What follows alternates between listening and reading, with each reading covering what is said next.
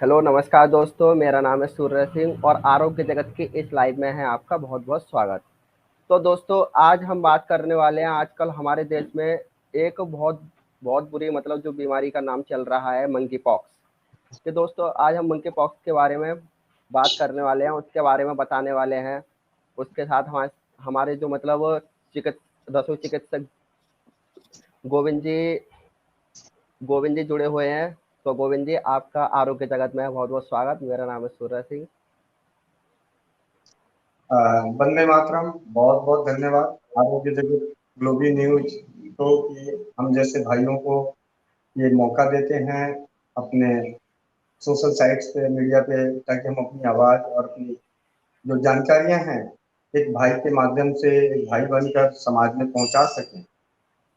तो बताइए सूर्य जी, मैं तो आपको एक छोटी सी बात बताऊं। सबसे पहले एक छोटी सी, आपको नहीं, जो भी श्रोतागण हैं आज सुन रहे हो या भविष्य में सुन रहे हो, मैं एक बहुत ही अनपढ़ गवार जैसी बातें करता हूँ। मुझे कोई फर्क नहीं रहता, मुझे कोई इससे कोई मतलब नहीं है कि कौन सा पॉक्स है, मंकी पॉक्स है, चिकन पॉक्स है, कौन सा पॉक्स है, उससे कोई मतलब नहीं।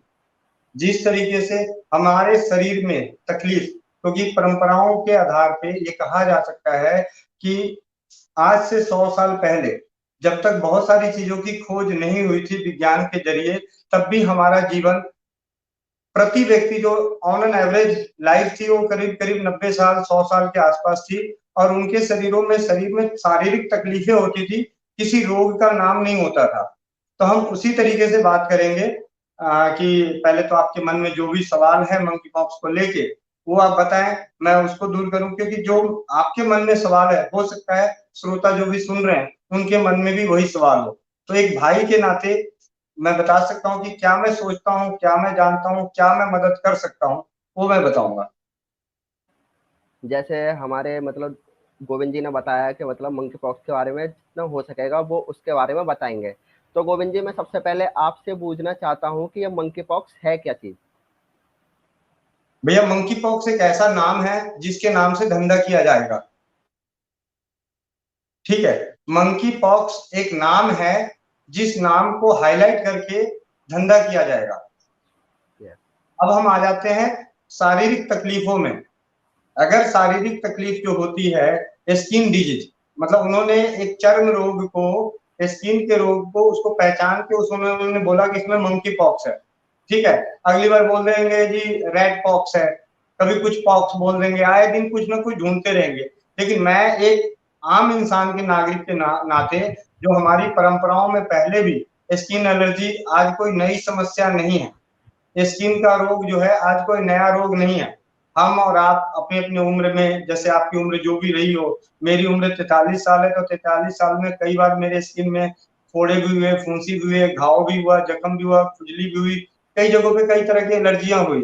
वो किसी न किसी तरीके से दादी नानी के उपचार से या किसी चिकित्सक के माध्यम से हमने उसका इलाज कर लिया, ना कि हमें उसके नाम से हमें डराया गया।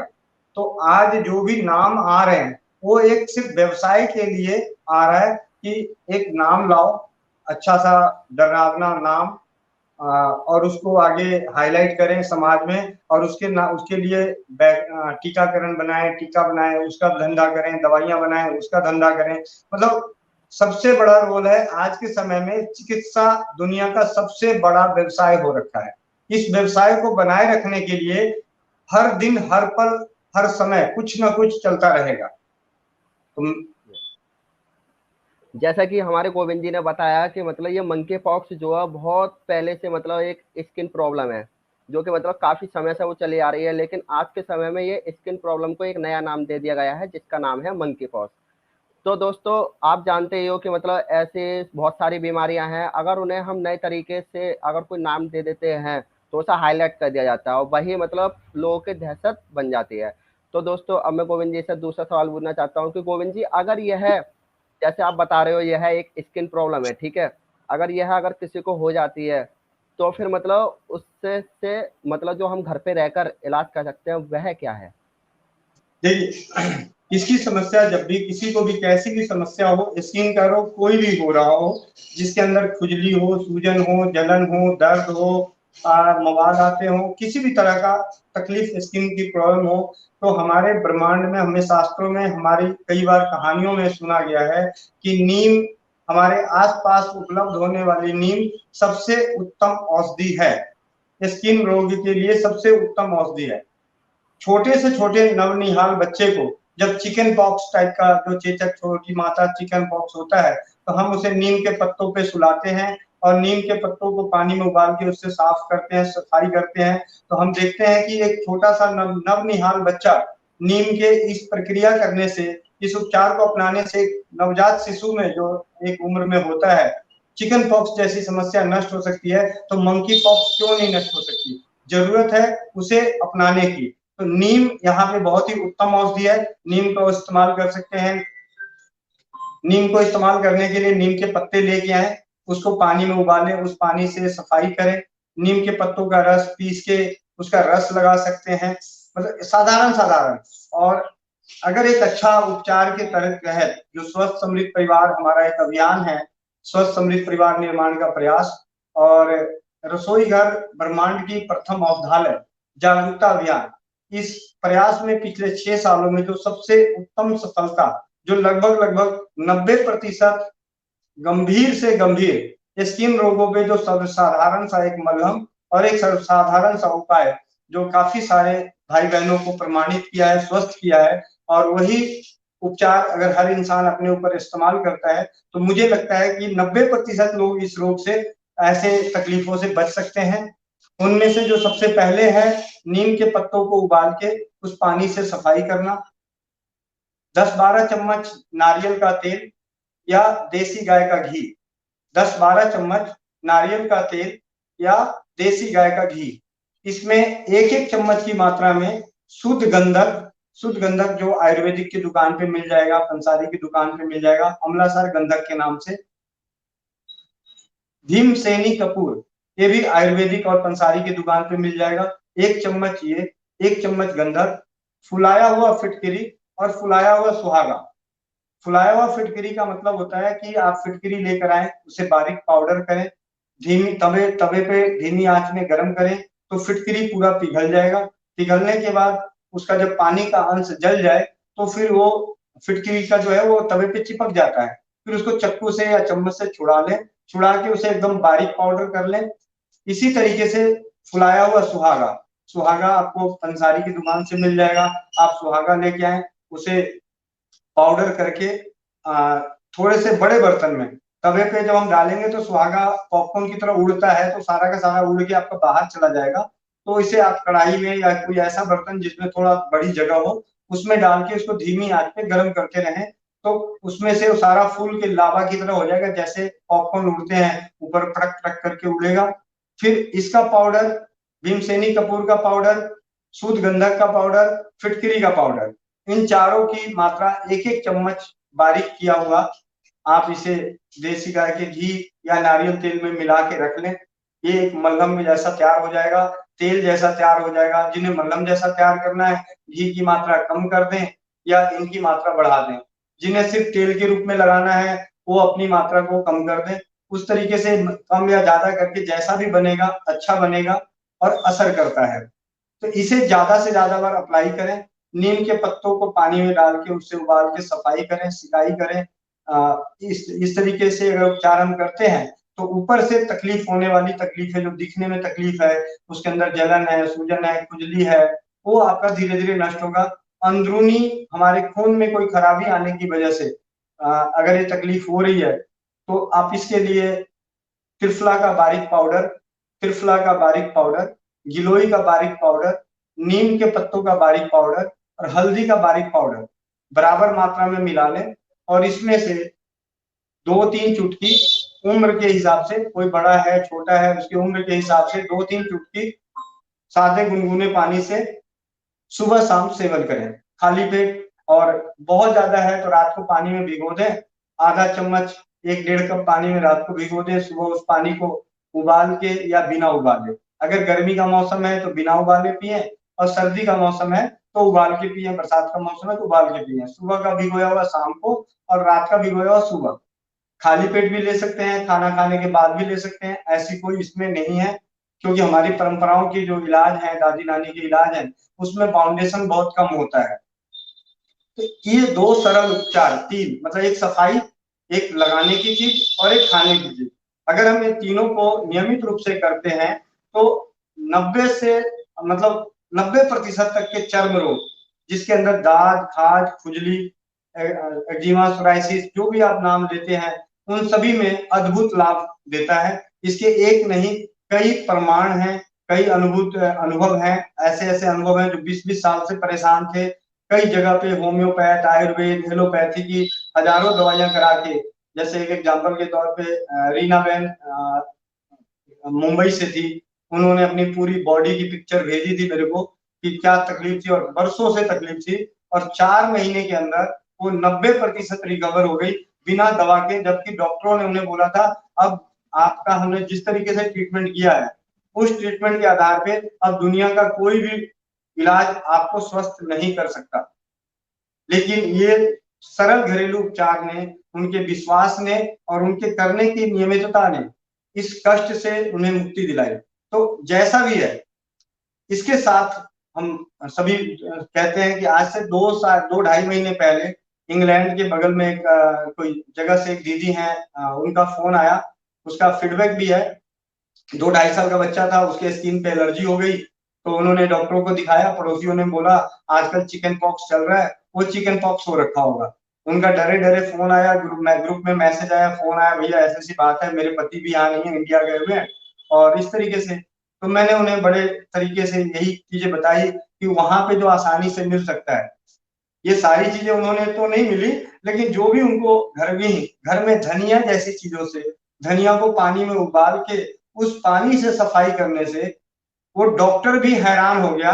2 दिन बाद जब वो एक्चुअली वहां अपॉइंटमेंट का सिस्टम होता है कि जब तक अपॉइंटमेंट नहीं मिलेगा तब तक आपका डॉक्टर नहीं देखेगा, तो जब 2 दिन बाद वो डॉक्टर का अपॉइंटमेंट आया हुआ तो मिलने गए, तो उन्होंने कहा कहाँ पे है वो जो आप स्किन की एलर्जी बता रहे हो, कहाँ है, नजर तो नहीं आ रहा है। कह रहे जी हमारे वो इंडिया से एक देसी इलाज बताए थे, उन्होंने बताया और हमने किया, तो ठीक हो गया। कह रहे अच्छा, इंडियन देसी नुस्खे, मतलब जो उसके अपने लैंग्वेज थे, तो डॉक्टर भी हैरान हो रखा था कि जिस तरीके से इन्होंने एलर्जी की फोटो उनको दिखाई कि पहले ऐसा था और अब ये रहा बच्चा, तो खुद ही हैरान हो गए।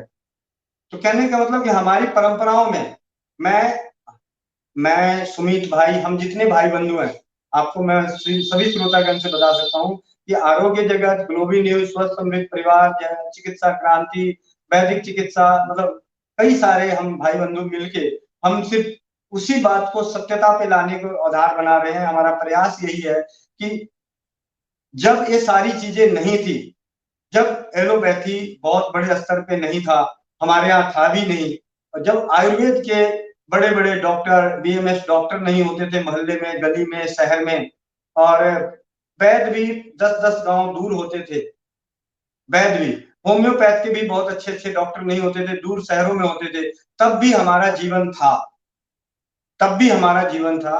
और वो जीवन में, उस जीवन में हमारे इलाज के खर्च ना के बराबर था, और उम्र सबकी अच्छी थी। शारीरिक कष्ट जरूर था, हर किसी के शारीरिक कष्ट थे, ऐसा नहीं है। पेट दर्द आज का जमाना है, जुकाम आज का जमाना है, वायरल फीवर आज का जमाना है, ऐसा कुछ नहीं है, ये पहले भी था। तो हम इसी बात को लेके जब भी बात होगी, जहां भी बात होगी, मेरा एक ही प्रयास है कि एक ही बात कहूंगा कि जिस तरीके से हमारे बाप दादाओं ने हमें सर्दी, खांसी, जुकाम, बुखार का उनका खर्च नहीं था, एक बच्चे पालने के रूप में, हम 6 भाई बहन हैं, हमारे माता पिता का हेल्थ का खर्च हमें बचपन में हमारे माता पिता को नहीं झेल पाए, मतलब उनको खर्च नहीं करना पड़ा। लेकिन आज हम अपने बच्चे को पैदा कर रहे हैं, पैदा करने से पहले से लेके उसे बड़ा करने तक हर दिन हमारा उसके ऊपर हेल्थ का खर्च आ रहा है, और आने वाले समय में यही हेल्थ खर्च 20 गुना ज्यादा बढ़ सकता है। इसी बात का दर्द है, और इसी दर्द ने हम सबको रसोई घर ब्रह्मांड की प्रथम औषधालय जागरूकता अभियान चलाने पे मजबूर किया हुआ है। यही दर्द और यही डर ने कि आने वाले समय में एक छोटी सी समस्याओं के लिए 5-5 हजार रुपए तक हमें डॉक्टरों की फीस देनी पड़ सकती है, जांच देनी पड़ सकती है, और कई जगहों पे सोशल मीडिया के माध्यम से हमारे बच्चे, हमारे परिवार लूट सकता है, क्योंकि आज सोशल मीडिया के माध्यम से इलाज नहीं, प्रचार, अपना प्रचार करवाकर धन कमाने का प्रोपेगेंडा चल रहा है।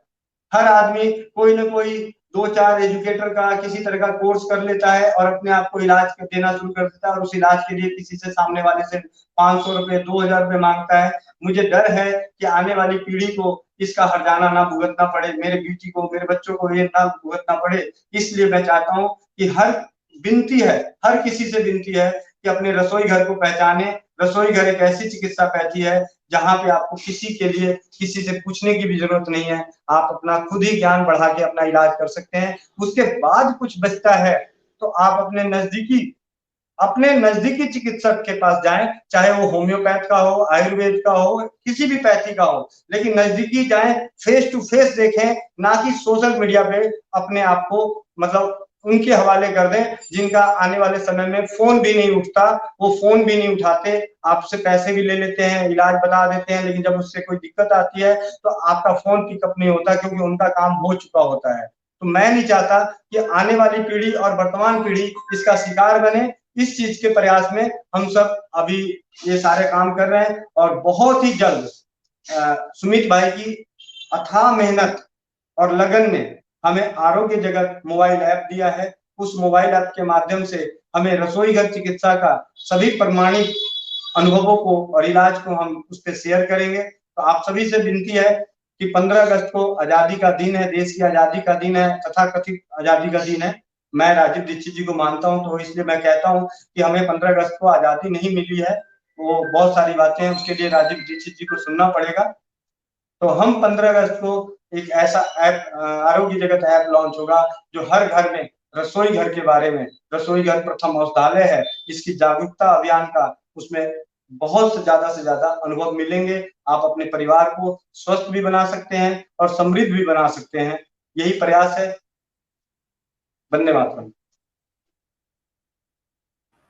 जैसे कि दोस्तों देखो, हमारे गोविंद जी ने कितने अच्छे से बताया कि चाहे वह मंकी पॉक्स हो, चाहे चिकन पॉक्स हो, हमें कहीं नहीं जाना है, हमें अपने घर पर रह के ही सारी बीमारियों का उपाय मिल जाता है। तो गोविंद जी, मैं आपसे लाइव को प्रारंभ करते हुए बस आखिरी सवाल पूछना चाहता हूँ कि अगर गोविंद जी, अगर यह मंकी पॉक्स कभी किसी के लिए नहीं हो, उसके लिए हमें क्या करना होगा? देखिए, स्किन की एलर्जी, चर्म रोग हमें ना हो, इसके लिए सबसे ज्यादा होता है कि हमें सफाई का ध्यान रखना चाहिए। हमें केमिकल वाले साबुन, शैम्पू, जो चीजें हैं केमिकल वाले से बचना है। और यही केमिकल वाला लगाना ही नहीं, बाहरी अंदर से खाने पीने चीजें जो अप्राकृतिक औषधियां हैं उनका भी सेवन नहीं करना चाहिए। ना जाने कौन सी दवा रिएक्शन करके बॉडी पे आपको एक स्किन का रोग आ जाएगा और आप अपने आप को स्किन के रोगी मान जाओगे। क्योंकि हमने मतलब बहुत सारे केस आते हैं तो कहते भैया मैंने दवाई ली थी, दवाई के बाद मेरे शरीर में दाने दाने हो गए, पित्ती उछल रही है। और अपने भोजन का ध्यान रखें, विपरीत विरुद्धाहार भोजन ना करें। कभी भी दूध की बनी हुई चीजें और नमक की बनी हुई चीजें आपस में ना खाएं। अगर खाते भी हैं तो नमक, सेंधा नमक का इस्तेमाल करें। जो सबसे ज्यादा स्किन की प्रॉब्लम किसी को तंग करती है अगर खाने पीने की वजह से, तो उस भोजन से जो नमक और दूध की बनी हुई चीजें अगर आप साथ में खाते हैं तो आने वाले समय में जिसकी बॉडी जितना बर्दाश्त करती है उसके हिसाब से उसको नहीं होता, लेकिन हो जाता है। मांसाहार अगर आप सेवन करते हैं तो मांसाहार के साथ दूध का सेवन ना करें। ये बहुत बड़ा अपने आप में परहेज है कि अगर आप चाहते हैं कि आपको स्किन की समस्या ना हो। और सबसे बड़ी बात, जो खा लिया और उसको पचा लिया तो आपको कोई तकलीफ नहीं हो सकती। अगर नहीं पचता है तो वो चीज खाना बंद कर दें। जो जो खाया और पचा लिया वो आपके लिए अमृत है, और जो खाया और नहीं पचाया वो आपके लिए जहर है। चाहे वो आप अच्छे से अच्छे फ्रूट्स खा रहे हैं, अच्छे से अच्छे ड्राई फ्रूट्स खा रहे हैं, या किसी भी चीज को आप खा रहे हैं, अगर आपने उसको नहीं पचाया, सबसे साधारण सबसे हल्का भोजन जो कहा जाता है मूंग की दाल की खिचड़ी, अगर मूंग की दाल की खिचड़ी भी किसी को नहीं पचता है तो वो मूंग की दाल की खिचड़ी उसके लिए मतलब जहर जैसा ही काम कर रहा है। इन द सेंस कि हमें अपने पाचन क्षमता को देखना है। जो हम पचा सकते हैं उसे हम खाएं, जो नहीं पचा सकते उससे हम नमस्ते करें। और विरुद्धाहार जो है उसका परहेज रखें कि विरुद्ध के आहार जो है आपस में एक दूसरे के विरुद्ध होते हैं। जब कई कई लोगों को मैंने देखा है कि कई सारे फ्रूट्स एक साथ खाते हैं, कई सारे दालें एक साथ बना के खाते हैं, मिक्स दाल, मिक्स सब्जी, मिक्स फ्रूट। ये कभी कभार के लिए है, कभी कभार के लिए, रोज रोज के लिए नहीं। दिनचर्या में ऐसी चीजें शामिल नहीं होनी चाहिए जिसकी वजह से आपका पाचन तंत्र कमजोर हो। तो ये चीज अगर हम करते हैं, साफ सफाई का ध्यान रखते हैं, साफ सफाई इन द सेंस ऐसा नहीं, साबुन, आप साबुन घर में बनाएं, बहुत अच्छे तरीके से साबुन घर में बनता है। मुल्तानी मिट्टी ले लें, नीम के पत्ते ले लें, तुलसी के पत्ते ले लें, धनिया के पत्ते ले लें, पुदीना के पत्ते ले लें, इन सबको पीसें, मुल्तानी मिट्टी में घोल दें, उसमें अंदर नींबू नींबू डाल दें, शहद डाल दें, घी डाल दें, जो भी आपको, चंदन का पाउडर है, चंदन का पाउडर डाल दें, एक कटोरी में डालें अच्छे से। और जैसे फ्रीजर में रखते हैं बर्फ जमाने के लिए, वैसे फ्रीजर में रख दें, सुबह उसको निकालें कटोरी से बाहर, शरीर पे लगाया, दोबारा उसको उसी में रख दिया, फ्रीजर में रख दिया। कितना आसान है। आपको नीम का साबुन लेना है, नीम मिला लो बहुत ज्यादा उसमें, सिर्फ नीम का साबुन चाहिए तो नीम के पत्तों की चटनी खूब अच्छे से और रस उसका मिला के मुल्तानी मिट्टी में मिला के पत्थर जैसा बना लो, जमा के, बन गया साबुन। आपको नींबू का, आपको नींबू के साबुन, लिरिल साबुन जैसा नींबू का चाहिए तो भाई जरूरी नहीं है कि सुंदर दिखे, सुंदरता पे ना जाए, दिखावे पे ना जाए। तो इस तरीके से हम अपने आप को स्वस्थ कर सकते हैं, हमें स्किन का रोग नहीं होगा। साफ सफाई का ध्यान रखें, ज्यादा सिंथेटिक कपड़े ना पहने, ज्यादा टाइट कपड़े ना पहने, इस तरीके से हमें ना हो। हम अपने शरीर पे, जैसे अमृत धारा बनती है, अजवाइन सत, पुदीना सत और भीमसेनी कपूर अगर हम 3 बराबर मात्रा में मिला लेते हैं तो आपको अमृत धारा बन जाता है। इस प्रकार से अमृत धारा बन जाता है। आप स्नान करने वाले पानी में 1 बूंद डाल के स्नान कर सकते हैं। नारियल तेल आपको, या कोई भी तेल आप अपने बॉडी पे लगाना चाहते हैं, उसमें 1-2 बूंद इसको डाल लीजिए, उस तेल को आप लगा लीजिए। इससे स्किन की एलर्जी नहीं होती, स्किन का रोग नहीं होता। खाने पीने का ध्यान रखें, बहुत बहुत कुछ है। सबसे बड़ा, खुश रहो, नीडर बनो। अगर हमारे शरीर में डर है तो रोग रोग आते देर नहीं लगने वाला। आप बहुत ज्यादा हाइजेनिक रहेंगे, बहुत ज्यादा अपने आप को बचा के रखेंगे, शीशे में भी रखेंगे, और आपके अंदर डर का डर डर डर आ गया तो हमारी बॉडी के हार्मोन्स खुद ही उस डर के हिसाब से काम करते करते उस रोग को पैदा कर देते हैं। सबसे बड़ा, किसी भी रोग होने का सबसे बड़ा कारण है डर, और डर करके उसके बारे में सोचते रहना, उससे अपना खून जलाना। क्योंकि आज के समय में खून बनाना बड़ा मुश्किल काम है, बहुत कुछ खाना पड़ता है तब जाके खून बनता है। तो और खून जलाना बहुत आसान हो गया है आज। हर वक्त डरते रहते हैं, हर वक्त चिंता करते रहते हैं, हाय ये हो गया, वो हो गया, दुनिया भर की नकारात्मक सोचते रहते हैं, उसमें हमारा खून जलता है। और खून बढ़ाने के लिए बहुत कुछ खाते हैं। मैं कहता हूँ जी, आप खून बढ़ाने के लिए सेब, संतरे, नाशपाती, अंगूर खा रहे हैं, बादाम खा रहे हैं, और कुछ लोग खून, चूहा अपना, जो सबसे छोटा चूहा है, उसका खून किससे बनता है? तो जो पचता है उससे बनता है, जो पचता है उससे बनता है, जो नहीं पचता उससे कुछ नहीं बनता। तो यही है, बहुत सारी चीजें हैं। दिल का दर्द है, कहने और बताने को इतना सारा है कि समय का अभाव पड़ जाएगा। लेकिन मैं यही चाहता हूं कि हर इंसान अपने जीवन में अपनी परंपराओं को देखे, अपने दादी नानी को देखे, अपने बुजुर्गों को देखे। नहीं बुजुर्ग बताते हैं, उनसे विनती करो कि आप बताइए, आप ध्यान कीजिए, आपके 60 साल के दादा हैं, आप उनसे पूछिए कि आपके जमाने में भी तो तकलीफें होती होगी, ऐसा नहीं था कि नहीं है। आप जोर देके, दिमाग पे जोर लगा के बताओ कि उस वक्त क्या इस्तेमाल किया जाता था, हम वही इस्तेमाल करेंगे। क्योंकि आपने पैसे बचाए थे, हमें भी पैसे बचाने हैं। आपने अपना शरीर बचाया, हमें भी अपना शरीर बचाना है। हम अप्राकृतिक दवाएं या किसी भी आयुर्वेदिक, होम्योपैथ लुटेरे लोगों के हवाले ना करें। आज दुनिया में बहुत सारे लुटेरे बैठे पड़े हैं कि चिकित्सा के नाम पे एक छोटी सी बीमारी होती है और बहुत सारे दवाइयां, अनगिनत, न जाने कितने सारे काढ़े, कितनी सारी बटियां, ये सारी मिला के देना शुरू कर देते हैं। मतलब ऐसा लगता है जैसे कोई कोई रोगी आया तो उनको लगता है कि दूध, सोने के अंडे देने वाली मुर्गी आ गई है, जितना अंडे इससे ले सकता हूँ ले लो। तो इस तरीके के हालात हैं। उन हालातों से बचने के लिए जरूरी है कि हम अपने रसोई घर को पहचानें। जैसा कि दोस्तों हमारे गोविंद जी ने बताया कि मतलब हम मंकी पॉक्स से घर पर कैसे कैसे बच सकते हैं, तो उन्हीं सभी कार्यों को करके आप मंकी पॉक्स से बच सकते हो। तो फिर दोस्तों अभी इस लाइव को प्रारंभ करते हुए आपको और गोविंद जी को बहुत बहुत धन्यवाद अपना महत्वपूर्ण टाइम देने के लिए। जय हिंद।